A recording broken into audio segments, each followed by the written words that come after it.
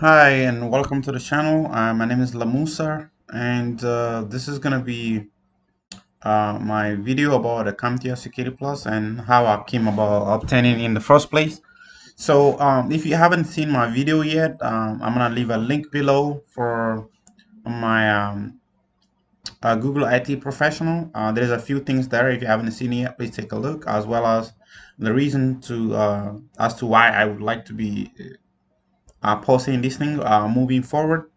So I will. There are a few things here related to this certification, and I'll leave you some information on the timeline of how long it take me to complete it, as well as some of the resources that I use.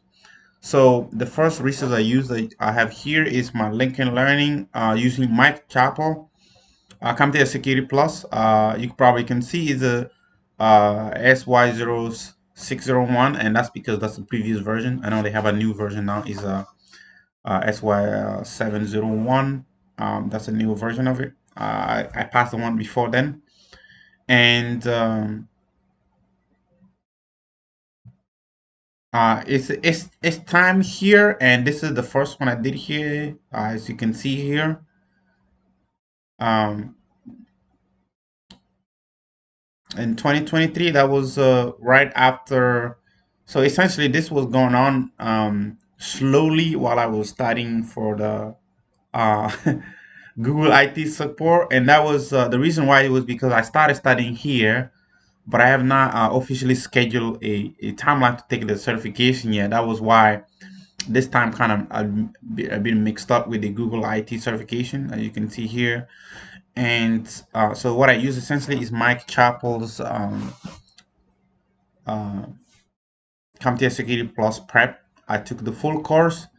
And after I finished the full course, then I also went on Percipio. If you don't know what Percipio is essentially the military version of like Udemy in a sense, because it's like it's like it's like where they have a lot of courses, and you can and where they also have test prep. So what I use it for essentially, after I finished this one here, I went there and I kind of go over the official um, exam preparation and exam prep, where I take the exam practice and see how I'm doing, and if there are weaknesses that I need to work on, and kind of gauge where if there are things that I need to learn further, or if there are some area that I'm really strong on, what are some of the weaknesses and that I can start to adjust to give myself a better chance when it comes to the next practical exam.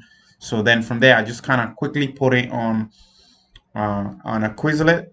Later on, I kind of like start using Anki Deck. If you don't know what that is, essentially is an adaptive learning tool where your learnings are tailored to based on your understanding, um, where it's kind of like based on the way you answer a specific question after you've seen both the question and the answer. Based on your understanding, you'll choose an answer, and it will let you know.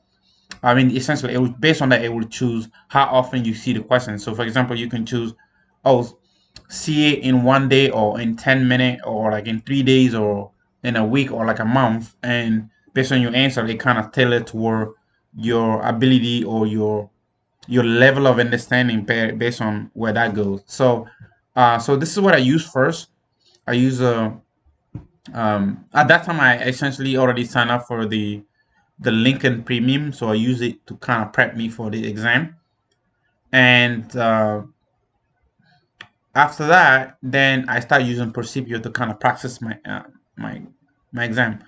Um, I have to say though that after I started here, that it was one of the exams that before I even do it, I was very nervous about taking the exam, because when I take the practical exam, based on the suggested score, I will get it certain time, and certain time I won't get it, and it kind of left me like in a phase where I wasn't sure whether I was actually ready to take the actual exam or not.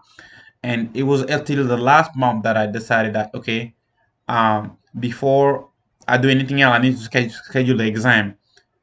And that kind of lead me up to what I seen some of the people recommend online, people who have been in IT for a long time, is that when you start studying for this exam, when you commit and you start studying properly, you need to schedule it, because it's near impossible in certain situations to be able to know that you are 100 or 1000% ready. And the reason why is because the course covers so much material to the point where in certain section you will feel like you're ready, in section you will feel like you're not ready. So that kind of leave you doubting whether you're actually capable of passing the exam or whether you're actually ready to go take it. So as a suggestion for anyone who's watching this that might find it useful or that is prepping to take it, when you start taking the courses related to the exam and you know that for sure that in the future you know you're going to take it, if you can, you're fortunate enough that you're capable of just buying the exam voucher and prep yourself to taking it, I would suggest after do some quick analysis to see whether um, kind of like roughly the window of when you want to take the exam. When you decided that you need to schedule the exam, and from there put the effort in and prep for it properly and take the recommendation for your own good by going through the exam practice and then seeing where you are the weakest and start reviewing those stuff prior to the actual exam itself.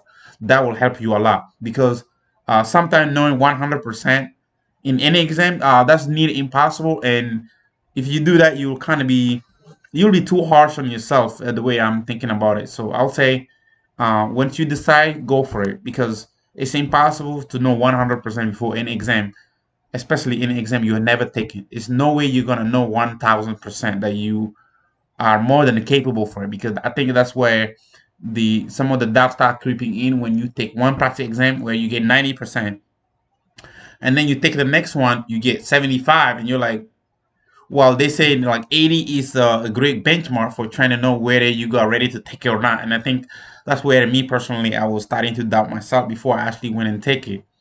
So yeah, that's what I use. So um, Lincoln Learning and then Percipio, sort of my test prep. Over there, they have the CyberArk official practice exam for this exam. So after I finish it, I kind of went over there, and even those one after I take it, I try to go back and know what section did I score the lowest in, and then kind of go back and review that section, and then retake it and see if anything changed. If anything doesn't change, then I go further into the specific question that I got wrong and why I got them wrong, and then go review them, and then go back again and try to retake it and then see if they improve. And most of the time it has, after I review the section that I'm very weak in and then go back. So if you think that this might be useful, please like and comment and leave me any recommendation that you think is useful in the future. Thank you for passing by and have a wonderful, wonderful day. Take care.